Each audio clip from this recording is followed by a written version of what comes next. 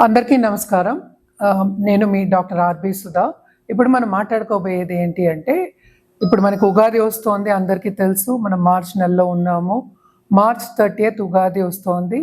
విశ్వవసు నామ సంవత్సరం. 60 ఏళ్లకి ఒక్కసారి నేమ్స్ చేంజ్ అవుతూ అంటే 60 years. ఉగాది అంటే ఏంటో ఫస్ట్ చూద్దాము. దాని తర్వాత రాశి ఫలితాలు మాట్లాడుకుందాము.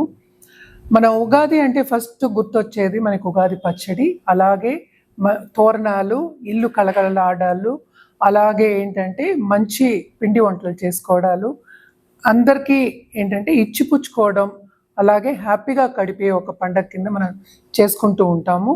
కానీ ఉగాది అంటే స్టార్టింగ్ ఆఫ్ క్రియేషన్. అంటే ఏంటంటే బ్రహ్మదేవుణ్ణి కూడా కొలుస్తాం, అందరూ త్రిమూర్తుల్ని కూడా కొలుస్తాం అన్నమాట. యుగం ఈ రోజే మొదలైంది అనేది ఒక ఆన్మాయితీ కింద వస్తుంది. అంటే మన పెద్దలు చెప్పింది అన్నమాట. ఈ రోజు నుంచి లోకం పుట్టింది, అందుకోసం ఉగాది అంటాం.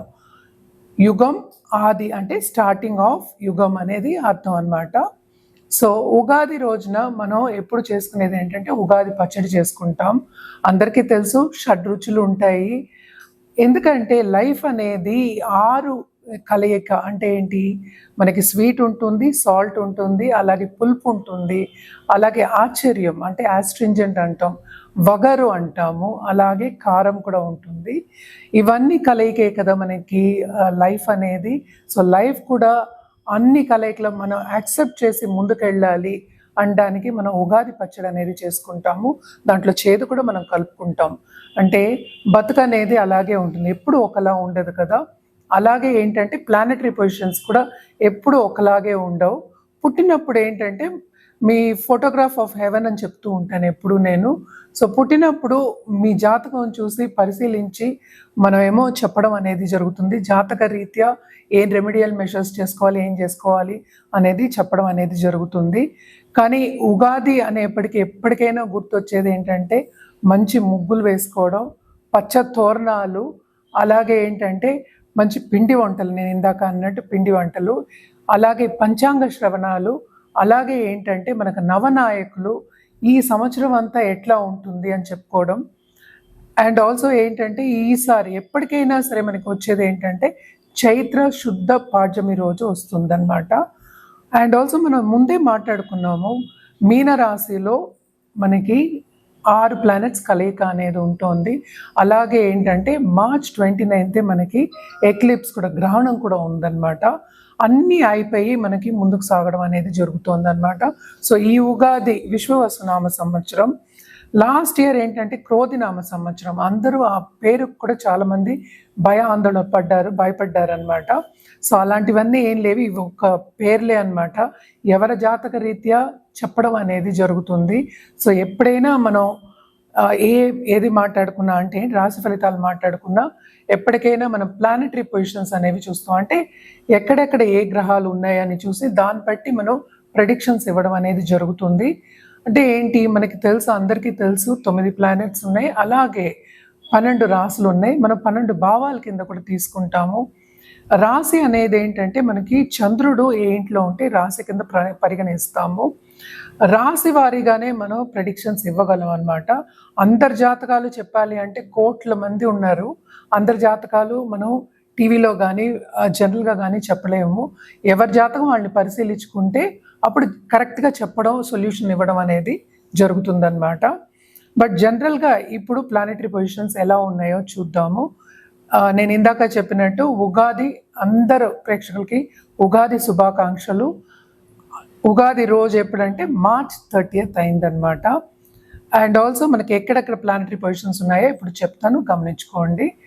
5 ప్లానెట్స్ ఏంటంటే మనకి ఈరోజు మనకి మీనరాశిలో ఉన్నాయి అన్నమాట. అంటే శని ఏమో మార్చ్ 29th మూవ్ అవుతున్నారు. అండ్ ఏమో రాహు ఏమో మనకి ఏంటంటే ఇక్కడే మీనరాశిలో ఉన్నారు. అండ్ ఆల్సో మనకి బుద్ధుడుగా, అలాగే శుక్రుడు, అలాగే ఏంటంటే సూర్యుడు కూడా మనకి మీనరాశిలోనే ఉన్నారు. ఒక్క నిమిషం, రిపీట్ మీనరాశిలోనే ఉన్నారు. అలాగే ఏంటంటే మనకి కేతు ఏమో మనకి కన్యా రాశిలో ఉన్నారు.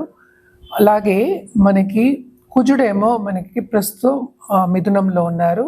జూపిటర్ అన్నిటికన్నా ఏంటంటే బెనిఫిక్ గ్రహం, అంటే మంచి చేసే గ్రహం, శుభగ్రహం మనకి ఆ, వృషభంలో ఉన్నారనమాట. వృషభం నుంచి మనకి మిథునానికి మే 14th వెళ్తున్నారు. అలాగే రాహు కేతువులు మూమెంట్ కూడా మనకి మే 18th ఉంది. ఎక్కడికి వెళ్తున్నారు? కుంభంలో మనకి రాహు, అలాగే సింహానికేమో కేతు వెళ్తున్నారు. అలాగే మనం చూసాము అంటే మనకి జూపిటర్ కూడా ఈ సంవత్సరం అంతా మిథునంలో మళ్ళా కర్కాటకంలో సంచరిస్తున్నారనమాట. అండ్ ఆల్సో ఏంటంటే మనకి మార్స్ అంటే కుజుడు, అన్నిటికన్నా ఏంటంటే మనకి ఇంటర్పర్సనల్ రిలేషన్షిప్స్కి మనం ఎప్పుడైనా కుజగ్రహాన్ని చూసుకుంటాం, కుజ అనుగ్రహం ఉండాలని చూసుకుంటూ ఉంటాం, ఎస్పెషలీ దాంపత్య జీవితంకి అలాగే మాంగళ్య బలానికి. సో ఆయన ఏంటంటే జూన్ 7th మనకి సింహానికి వస్తున్నారనమాట. సో చాలా మందికి ఏంటంటే ఇప్పుడు ఏల్నాడ్ శని అనేది భయం చాలా మందికి ఉంటుంది. ఈ ఎవరెవరికి ఏల్నాడ్ శని ఉందో చూద్దాము. మనకి మకరం వాళ్ళకి ఏల్నాడ్ శని అనేది తొలగిపోతోంది పూర్తిగాను. ఎందుకంటే మీనానికి మార్చ్ 29th వెళ్తున్నారనమాట. అలాగే మీనంలోనే మనకి 2 ఎక్లిప్సెస్ కూడా ఉన్నాయి మార్చ్లో. అవన్నీ అయిపోయిన తర్వాతే మనకి ఉగాది అనేది వస్తోంది, అంటే మనకి కొత్త సంవత్సరం వస్తోంది. సో అందరూ కూడా ఏంటంటే హ్యాపీగా ఉండే ఒక తరుణం అని చెప్పుకోవచ్చు అనమాట. సో ఇప్పుడు ఏల్నాడ్స్ అనేమో మనకి మేషరాశి వాళ్ళకి మొదలవుతోంది, మీన రాశి వాళ్ళకి ఏంటంటే 2వ ఘట్టంలో ఉంది, కుంభరాశి వాళ్ళకి ఏంటంటే లాస్ట్ ఘట్టంలో ఉందన్నమాట. ఎప్పటికైనా సరే ఏల్నాడ్స్ అని ఎందుకు భయపడుతున్నారు అంటే రెండో హౌస్ అంటే రెండో భావం అలాగే 12వ భావాన్ని ఎఫెక్ట్ చేస్తుంది, అలాగే తను భావాన్ని కూడా ఎఫెక్ట్ ఇస్తుంది అనమాట. సో ఏం చేస్తుంది ఏల్నాడ్ శని అనేది ఏంటంటే వెళ్ళేటప్పుడు ఎప్పటికైనా మంచి చేస్తుంది. శని ఎప్పటికైనా ఏంటంటే లేట్గా ఇస్తాడు కానీ ఇవ్వడం అనేది తప్పక ఉంటుంది. రిజల్ట్ కూడా చాలా మంచి రిజల్ట్స్ ఉంటాయి అన్నమాట. ఏల్నాడ్ శనిలో పైకి వచ్చిన వాళ్ళు బోల్డంతమంది ఉన్నారు. ఏదైనా సరే వ్యక్తిగత జాతకం మీదే ఆధారపడి ఉంటుందన్నమాట. మనం మాట్లాడుకునేది ఏంటి, మనకి ఇప్పుడు శుక్రుడు కానీ బుధుడు కానీ ఏంటంటే రిట్రోగ్రేషన్లో ఉన్నారు, అలాగే కొంత కంబషన్లో ఉన్నారు starting of this year.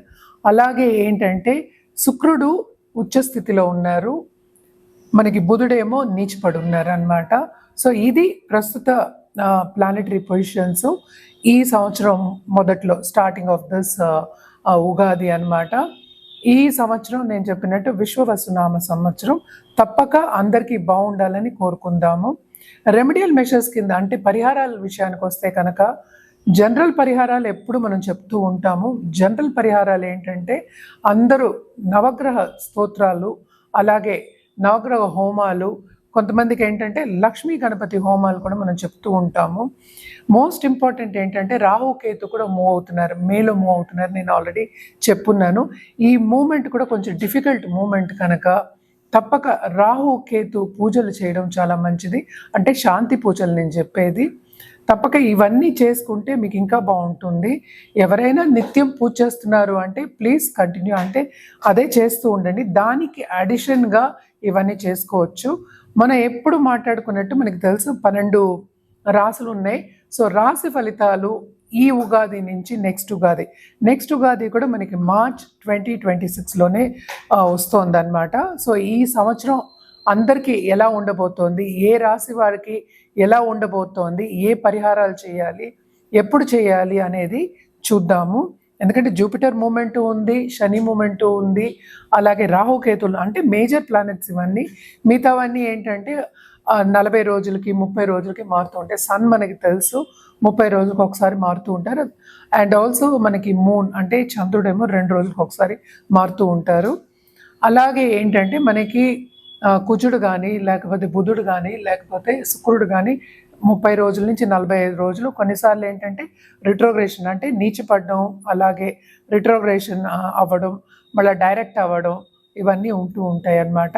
So జనరల్గా ప్రెడిక్షన్స్ అనేవి మనం చెప్తున్నాము.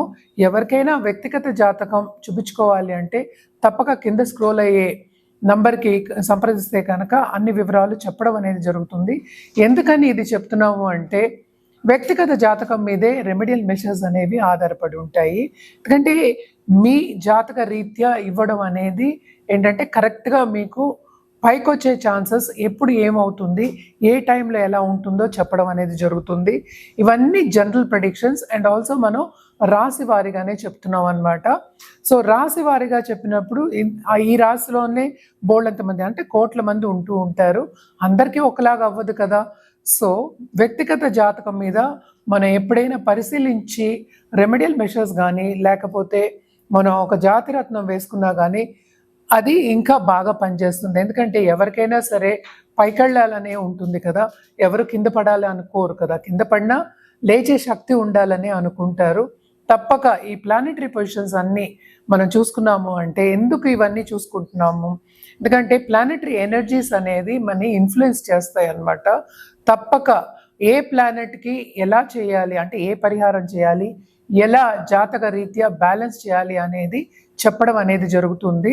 సో తప్పక కింద స్క్రోల్ అయ్యే నంబర్కి కానీ ఈమెయిల్ ఐడి కానీ సంప్రదిస్తే అన్ని వివరాలు చెప్పడం అనేది జరుగుతుంది.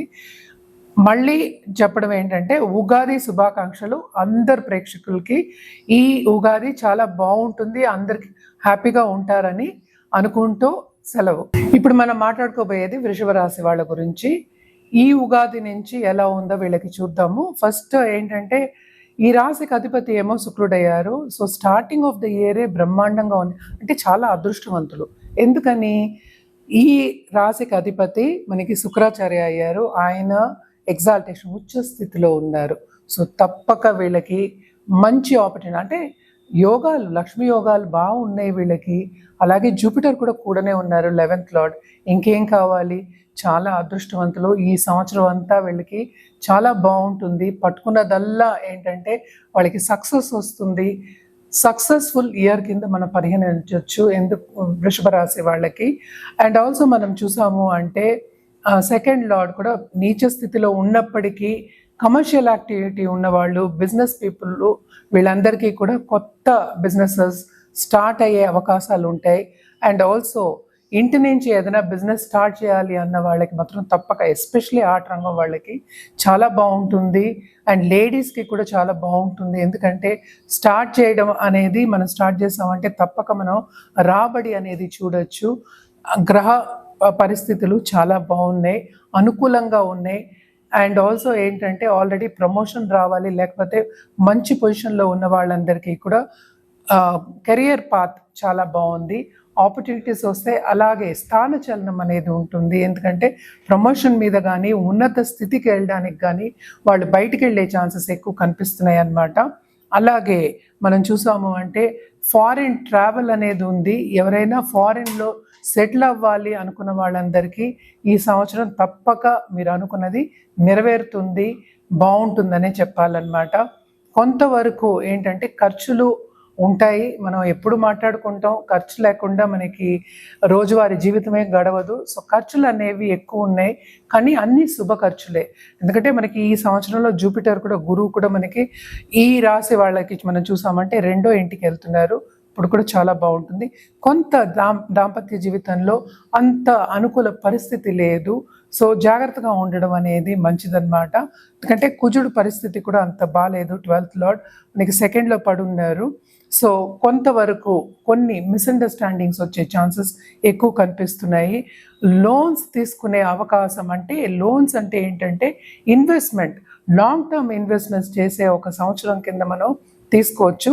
ఎప్పుడైనా మనం ఫ్యూచర్ గురించి ఆలోచించుకున్నప్పుడు లాంగ్ టర్మ్ ఇన్వెస్ట్మెంట్స్ చేసుకున్నాము అంటే మనం సేవింగ్స్ చేస్తున్నట్టే కదా. సో తప్పక సేవింగ్ మెంటాలిటీ అనేది ఉంటుంది, సేవింగ్స్ చేసుకోగలుగుతారు. అలాగే ఏంటంటే ఖరీదైన వస్తువులు ఇచ్చి పుచ్చుకునే ఒక సంవత్సరం కింద మనం చూడొచ్చు. శుభకార్యాలు తప్పక చేస్తారు, పాల్గొంటారు. అందరితోనూ మంచి కలయిక ఉంటుంది, ఎస్పెషలీ తోబుట్టువులతోనూ అలాగే ఫ్రెండ్స్తోనూ. అంటే ఎప్పుడో మనకి తప్పిపోయారు, లేకపోతే కాంటాక్ట్ లేదు అనుకున్న వాళ్ళందరూ తప్పక మనకి కాంటాక్ట్లోకి వస్తారు, బాగుంటుంది. ఎందుకంటే జూపిటర్ పొజిషన్, గురు పొజిషన్ చాలా బాగుంది. అండ్ 11th లార్డ్ 2nd లో అంటే వీళ్ళకి ఎక్కడ చూసినా లాభం. అందుకనే వృషభ రాశి వాళ్ళకి నేను ఇందాక నుంచి చెప్తున్నా, ఒక సక్సెస్ఫుల్ ఇయర్ కింద మనం చూసుకోవచ్చు అన్నమాట. చాలా బ్రహ్మాండంగా ఉంటుంది వీళ్ళకి అనే చెప్పాలి. అన్ని రంగాల్లోనూ హెల్త్ కొంచెం సెన్సిటివ్ అయ్యే ఛాన్సెస్ ఉన్నాయి స్టార్టింగ్ ఆఫ్ దిస్ ఇయర్. అది కూడా ఏంటంటే చిన్న చిన్నవి అన్నమాట. ఏదైనా ప్రాబ్లం వస్తే తప్పక స్పెషలిస్ట్ని సంప్రదించండి, వెంటనే ఒక రెమెడియల్ మెషర్స్ చేయండి. సో రెమెడియల్ మెషర్స్ అంటే పరిహారాల విషయానికి వస్తే కనుక తప్పక వీళ్ళు కూడా ఏంటంటే మనకి ఇంకో విషయం చెప్పడం మర్చిపోయాను. మనకి ఈ రాశికి మోస్ట్ ఇంపార్టెంట్ బెనిఫిట్ అంటే శుభగ్రహం అని మనం చూసుకున్నామంటే శని అయ్యారు. ఆయన 11 ఇంట్లోకి వచ్చారు. సో తప్పక ఉన్నత స్థాయికి వెళ్ళే ఛాన్సెస్ ఎక్కువ కనిపిస్తున్నాయి. రెమెడియల్ మెషర్స్ చేయాలి అంటే కనుక తప్పక కుజుడికిను బుధుడికిను చేయడం అనేది మంచిదన్నమాట. ఓం బుధాయ నమః అనేది కంటిన్యూస్గా చాంట్ చేసుకుంటూ ఉండండి, మీకు ఇంకా బాగుంటుంది. లక్ అనేది కూడా ఫేవర్ అవుతుంది అన్నమాట. అలాగే వీళ్ళు తప్పక ఎప్పటికైనా సరే లక్ష్మీ గణపతి పూజ నిత్యం చేయడం అనేది మంచిది. అలాగే గోవుకి ఫ్రైడే ఆహారం పెట్టడం మంచిది. ఎందుకు గోవుకి మనం అంత ప్రాధాన్యం ఇస్తాము అంటే అన్ని ప్లానెట్స్ శాంతిస్తాయి అన్నమాట గోవుకి మనం ఆహారం పెట్టినప్పుడు. సో విడివిడిగా మనం చేయక్కర్లే. సో గోవుకి తప్పక ఆహారం పెట్టడం అనేది చాలా మంచిది ఫ్రైడే. అండ్ ఆల్సో లక్ష్మీ పూజలు ఫ్రైడే నిత్యం చేయడం మీకు చాలా మంచిది. మీకు బాగుంది కానీ ఇంకా బాగుంటుందన్నమాట ఈ సంవత్సరం ఈ రెమెడియల్ మెషర్స్ చేసినప్పుడు.